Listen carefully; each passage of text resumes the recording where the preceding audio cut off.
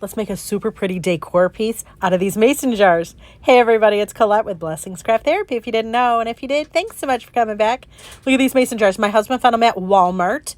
Look at how pretty. There are bees on them. I love them so much.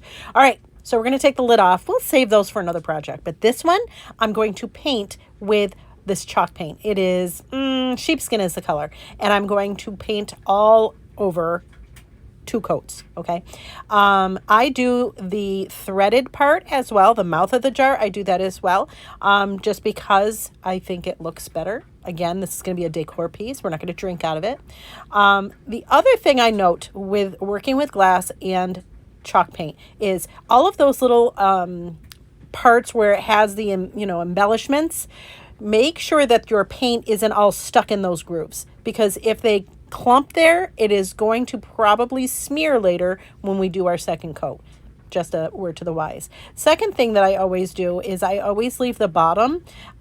Many of you have already known this if you've been here a minute. You know how I do my tumblers. I never do the bottom. I don't paint the bottom until I get all of the other sides done. And you'll see here how I use it to stabilize the glass and turn it if I need to. And then I actually use it so that I can actually put it down on the paper. And then I'll put the paint on the bottom at that point. But this way we don't mess it up and we don't, get fingerprints in our painted area that we already did. So I let that dry. And then we're going to add a second coat. And I'm going to tell you, I encourage you, make sure that first coat is dry and work quickly on the second coat. The reason why is the longer you take, this second coat will seep into the first one and make the first one and the second one kind of smear. I know that sounds kind of weird, but it does. But just work quick. It's fine. And then I just did the same thing as the other. I did the bottom after. Let it dry fully. The top I kind of went over, and all I did was take this is just a piece of sanding block just to get that paint off of it. Perfect. Now you can use Rub and Buff. I have my own homemade version of Rub and Buff, and I'm going to I'm going to tell you right now, I am so there for you. If you don't like the distress stuff, you're not going to like this, so turn away. But if you do, and I know you do, most of you wouldn't be here if you didn't like it. Come on. We're going to do this distressing with the Rub and Buff that I made at home. And look at it.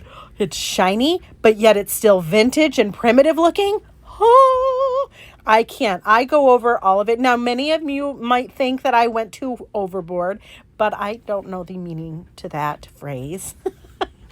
I went over everywhere that there was a raised part. I put Rub and Buff on it. And you know what? I'm not mad.